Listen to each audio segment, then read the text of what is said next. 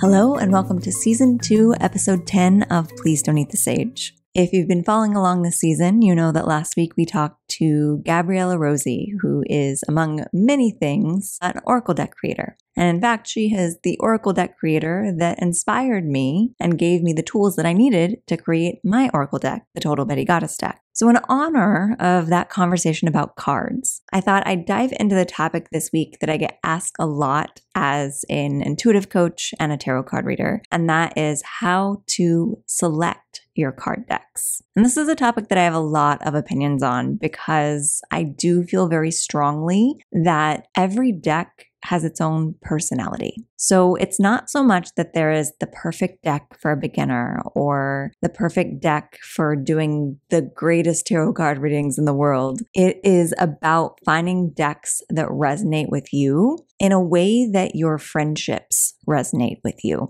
So if you think about it, when you're going about your life and you are in need of advice, you have many people in your life to select from, to ask this advice from. Friends, family members, coworkers, but they all carry with them a specific energy signature, a specific personality type. And you wouldn't go to your jokester coworker for serious advice, just the same that you wouldn't go to your super serious and nihilistic best friend if you needed some upbeat upliftment. And Oracle decks and tarot card decks are exactly the same. They all have their own personality. And much like people, sometimes those personalities are not evident based on the exterior. Sometimes you have to get to know a deck to recognize what its personality is. So to start things off, if you are very new to the world of card readings, I want to clarify something that is a very common beginner question. And that is, what is the difference between tarot cards and oracle cards? So tarot cards are a set type of cards in that they come from the tradition of tarot and they all involve the same suits, the same type of cards, even the art might vary and sometimes certain card creators add in extra cards to the traditional deck. You're going to get a similar meaning and a similar set of cards. So a traditional tarot deck has 78 cards, and that includes 10 cards in 4 different suits of what's known as the minor arcana and 22 major arcana cards. Arcana simply means secrets.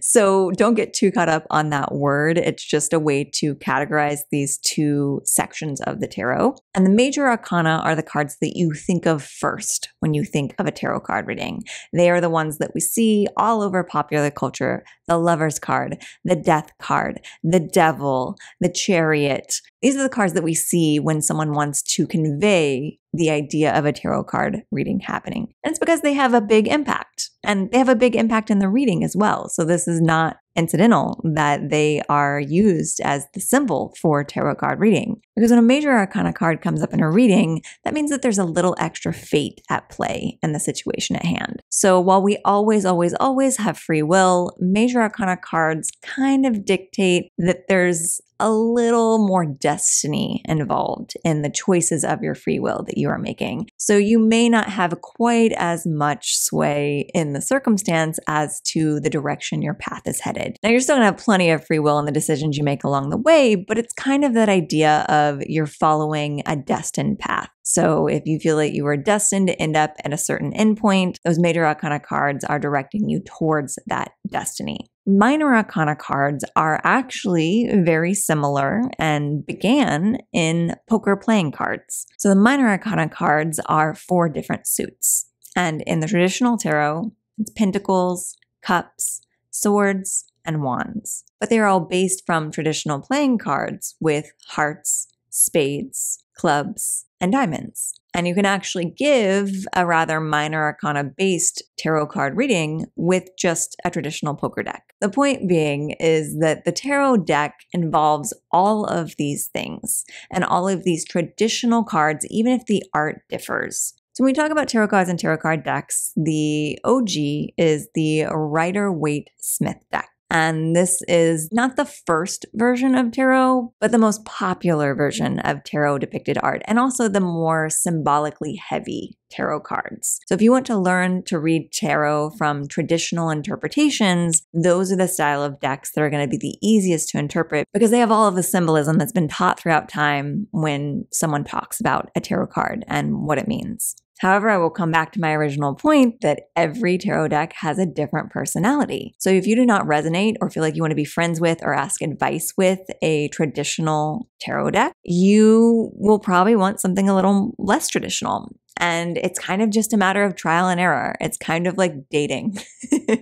You're just going to go and look at images of decks online, or maybe go to some stores and pick them up and see what kind of images are on the back of the box and see if there are cards that quote unquote speak to you, because that's what you want. You want to be able to have a conversation with your card decks. So personally, my first tarot deck was the Wild Unknown. I did not find resonance from the traditional decks out there, but I did find resonance with the animal-based Wild Unknown deck. Not only because I love animals, but because the imagery just was so beautiful to me, and it was so different from all of the other interpretations of tarot that I'd seen that it stimulated a bit of creativity within my mind. And that's something that you want from a deck that you're going to be reading from. You want to be able to look at an image on a card and have your imagination start to run wild. Because yes, you do interpret most tarot cards based on traditional meanings, but there's also an intuitive way of reading cards in which you kind of let whatever pops up from the card resonate from you in a personal way. And sometimes the traditional meaning is less important than the meaning that comes through in the moment of the reading. So you want a card deck that sparks your inspiration. It's helpful that a lot of card decks come with a guidebook. So if you're curious about what a deck's personality is, you can check out the way that the guidebook is worded. Some of them are sassy, some of them are serious, some of them are very simplified, and you can always pick your deck based on how the guidebook is written because it's kind of like that's the voice of the cards.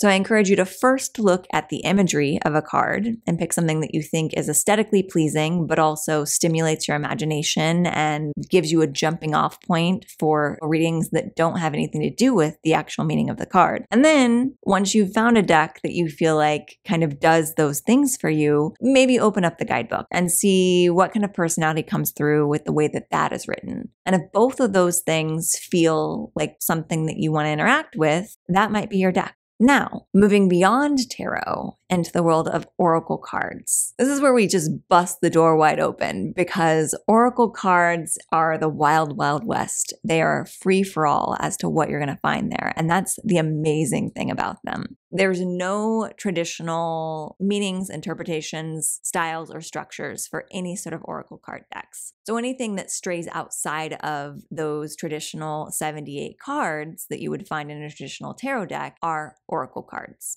And oracle cards are usually used as either a smaller reading or as a support for a larger tarot card reading. So a lot of readers, myself included, will sometimes use oracle cards to just clarify the meaning of a tarot card reading or to be sort of a central card in a larger tarot card reading. I love to do oracle cards with tarot cards when I'm doing an annual spread, whether it be for the start of a new year or for a birthday reading. I will do 12 cards representing every month of the upcoming year, and then I'll do a central oracle card that's kind of the overall theme of the year ahead. And then again, you can also use oracle cards as a standalone reading. They're usually good for smaller spreads, like a single card reading or a past, present, future reading, simply because there's a little less traditional symbolism and interpretation to go off of when you're reading oracle cards, but also that varies depending on the deck as well. So I have a collection of oracle cards that include cards that have very simplified images with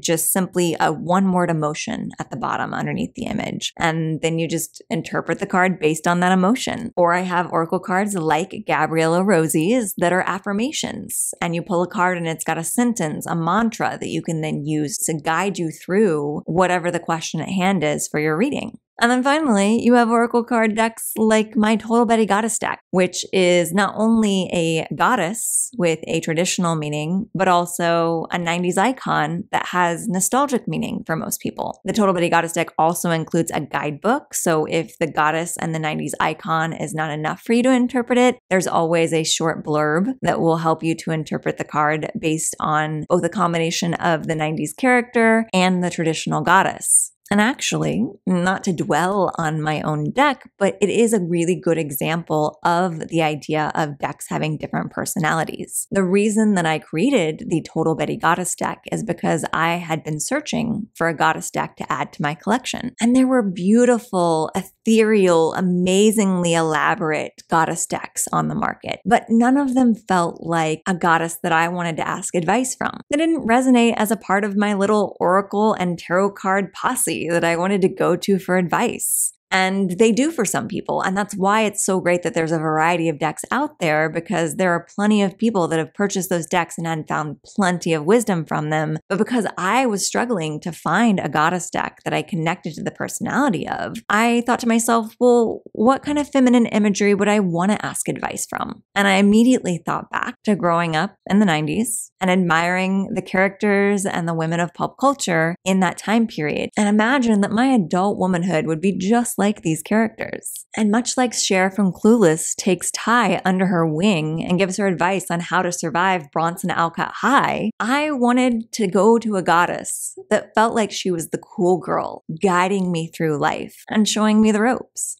So who better to represent that goddess energy than the icons of the 90s that I looked up to, that I wanted to one day take me under their wing and show me the ropes? So of course, if you would like to check out a copy of the Total Betty Goddess deck, you can head over to michelleshewalker.com/shop. It is now exclusively available over there. And if you're curious about some of my favorite card decks, both tarot and oracle, you can check out the readings that I give on YouTube on the new and full moon over at youtube.com/michelleshewalker. And with that, I wish you the best of luck in finding your new best friend in the form of a card deck.